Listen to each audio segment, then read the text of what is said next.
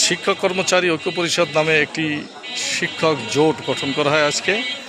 এটা বিশেষ করে বাংলাদেশ শিক্ষক সমিতি বিটিএর সেগুনবাগিচাস্থ অফিসে এই ঐক্য জোট করা হয় এবং এখানে বেশ কয়েকটি শিক্ষক সংগঠন, কর্মচারী সংগঠন উপস্থিত থাকে। আর আগামী 10 মে সারা দেশ থেকে শিক্ষক কর্মচারী আসবে এবং সেখানে মহাসমাবেশের মাধ্যমে এই ঐক্য পরিষদের যে আন্দোলন এবং শিক্ষকদের দাবি আদায়ের আন্দোলন এটা শুরু হবে এবং এখান থেকেই এই আন্দোলনের যাত্রা শুরু। আন্দোলনের লক্ষ্য উদ্দেশ্য হলো শিক্ষা ব্যবস্থাকে জাতীয়করণ করা এবং এই আগামী ঈদুল আজহায় শতভাগ উৎসব ভাতা সহ বাড়ি ভাড়া পূর্ণাঙ্গ এগুলো নিয়ে এখান থেকে দাবি আদায় করা। এবং 10 তারিখে যে আন্দোলনের প্রথম সূচনা হবে সেখান থেকেই পরবর্তী আন্দোলনের যে ব্রিফ করা হবে যে এরপর কী কী কর্মসূচি হতে যাচ্ছে। আমি এখানে বলতে চাচ্ছি যে 15 তারিখ পর্যন্ত খুব সম্ভব আলটিমেটাম দেওয়া হবে সরকারকে মেনে নেওয়ার জন্য।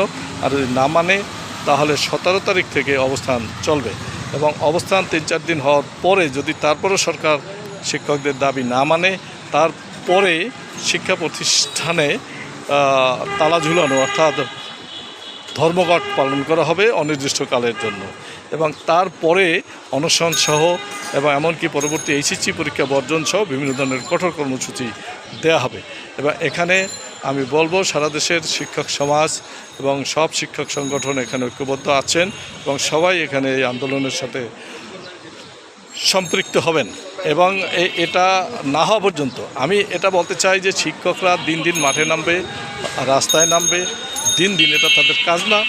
শিক্ষকদের কাজ হলো শ্রেণীকক্ষে পাঠদান করা, কিন্তু সেটা বাদ দিয়ে রাস্তায় থাকবে। এই জন্য আমরা এবারেই একটি চরম কঠিন আন্দোলনের মাধ্যমে দাবি আদায় করব, যার ফলে আগামীতে আর কোনো আন্দোলন করা না লাগে।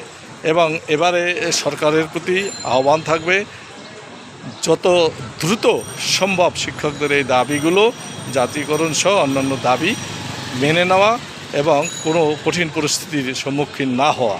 এবং আমরা আগেই বলছি গণতান্ত্রিক আন্দোলন এবং শান্তিপূর্ণ আন্দোলন, এই আন্দোলনে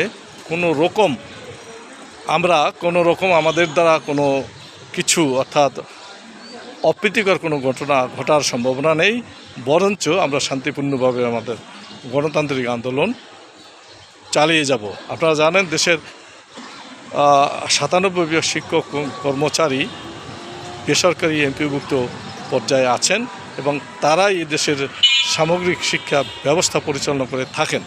যদি এখানে এই শিক্ষকদেরকে যদি সম্মান দেওয়া না হয়, শিক্ষকদের মর্যাদা দেওয়া না হয় এবং এই শিক্ষকদেরকে যদি তাদের আর্থিক সুযোগ সুবিধা উচ্চতর না দেওয়া হয় তাহলে দেশের শিক্ষা ব্যবস্থা অচিরেই শেষ হয়ে যাবে, নিঃশেষ হয়ে যাবে। এবং এটা শিক্ষকদের জন্য নয়, সকলের জন্য, জাতির জন্য শিক্ষকদের দাবি মেনে নেওয়া একান্ত প্রয়োজন বলে আমি মনে করি।